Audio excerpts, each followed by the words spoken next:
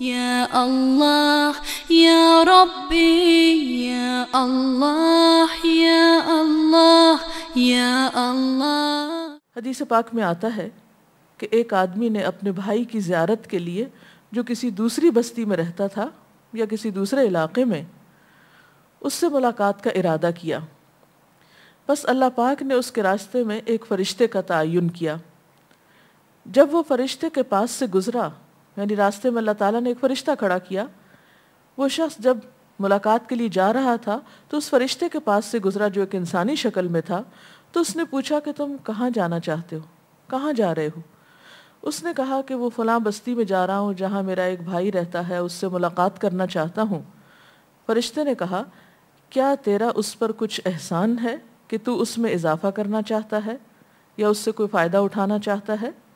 اس نے کہا نہیں، صرف اتنی بات ہے کہ میں اللہ کی خاطر اس سے محبت کرتا ہوں، یعنی میرا اس کے ساتھ کوئی خون کا رشتہ نہیں ہے، صرف ایک اللہ کے نام پر محبت کا رشتہ ہے، دنیاوی کوئی غرض نہیں ہے، کوئی مطلب نہیں ہے۔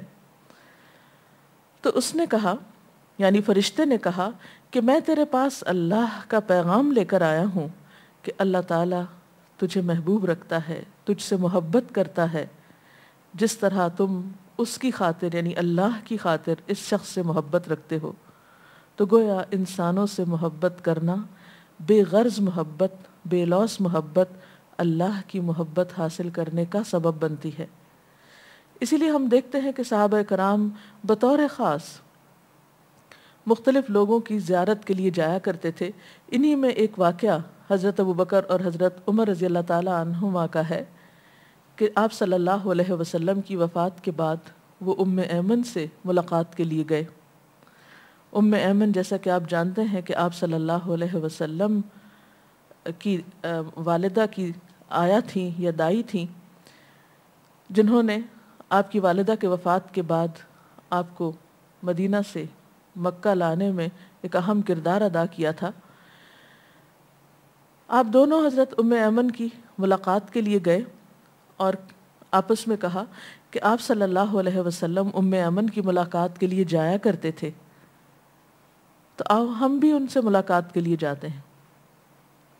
اب آپ دیکھیے کہ عموماً ہمارے معاشرے میں اپنی حیثیت سے کم لوگوں کے پاس جانے کا یا ان سے ملاقات کا کوئی رواج نہیں۔ رشتہ داروں میں سے بھی ہم ان سے ملنا پسند کرتے ہیں جن کا سٹیٹس ہمارے برابر کا ہو۔ اگر وہ کسی بھی اعتبار سے ہم سے کم ہوں تو عموماً ان سے ملاقات کو پسند نہیں کیا جاتا۔ لیکن یہاں پر آپ دیکھیے کہ ام ایمن ایک غلام عورت ہے، معاشرتی اعتبار سے ان کا کوئی سٹیٹس نہیں ہے، لیکن اللہ کے رسول صلی اللہ علیہ وسلم ان کو عزت دیا کرتے تھے، ان کا احترام کیا کرتے تھے، انہیں اپنی ماں کے برابر سمجھا کرتے تھے، کیونکہ آپ کی والدہ کے بعد انہوں نے والدہ کی طرح آپ کی کیئر کی، اور پھر بطور خاص ان کی ملاقات کے لیے جاتے۔ اب آپ دیکھیے کہ آپ صلی اللہ علیہ وسلم سے بڑھ کر کوئی مشغول یا مصروف ہو سکتا ہے، یا آپ سے بڑھ کر کسی کی ذمہ داریاں ہو سکتی ہیں، لیکن اس کے باوجود آپ ان کی ملاقات کے لیے تشریف لے جاتے۔ تو آپ کے بعد آپ کے دوست، آپ کے ساتھی اسی سنت کی پیروی کرتے ہوئے حضرت ام ایمن کے پاس جاتے ہیں۔ جب وہاں پہنچتے ہیں تو ام ایمن رونے لگتی ہیں، ان دونوں کو دیکھ کر ام ایمن رو پڑتی ہیں۔ تو ان میں سے ایک نے کہا کہ ام ایمن تم نہیں جانتی کہ اللہ کے رسول صلی اللہ علیہ وسلم کا اللہ تعالیٰ کے پاس کیا مقام ہے؟ وہ دنیا کے نسبت زیادہ بہتر مقام پر ہے۔ وہ کہنے لگی کہ میں جانتی ہوں، کیا مجھے نہیں معلوم؟ مجھے معلوم ہے، لیکن مجھے رونا تو اس بات پر آ رہا ہے کہ آپ کی وفات سے وحی کا سلسلہ ختم ہو گیا ہے، یعنی اب آسمان سے ہمارے لیے کوئی نئی ہدایات اور نیا علم نہیں آئے گا۔ چنانچہ ان کو دیکھ کر، ان کو روتے دیکھ کر وہ دونوں بھی رونے لگے۔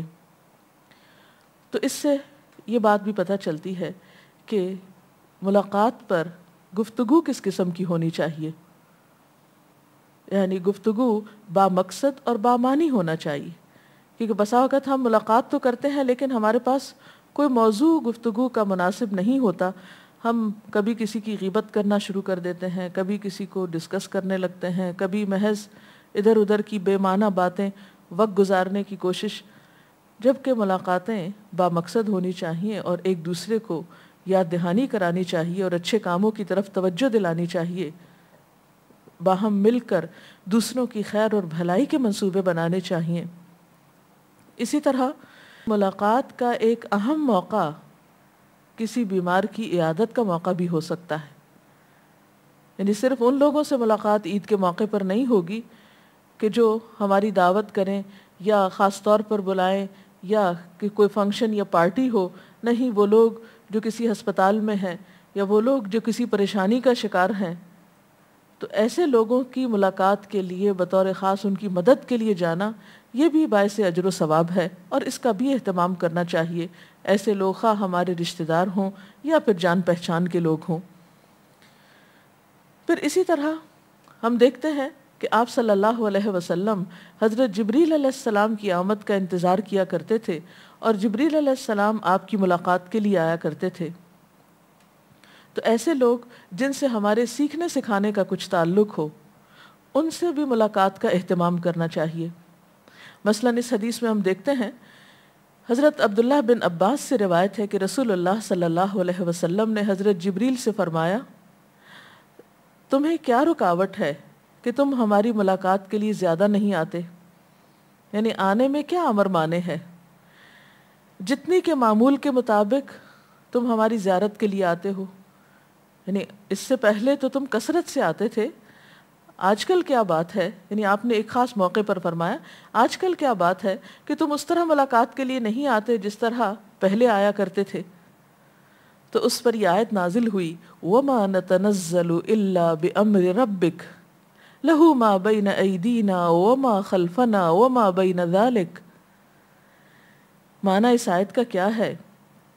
اور ہم نہیں اترا کرتے، یعنی ہم نہیں آ سکتے مگر آپ کے پروردگار کے حکم سے، یعنی اذن ہوتا ہے، اللہ کی اجازت ہوتی ہے، پھر آتے ہیں۔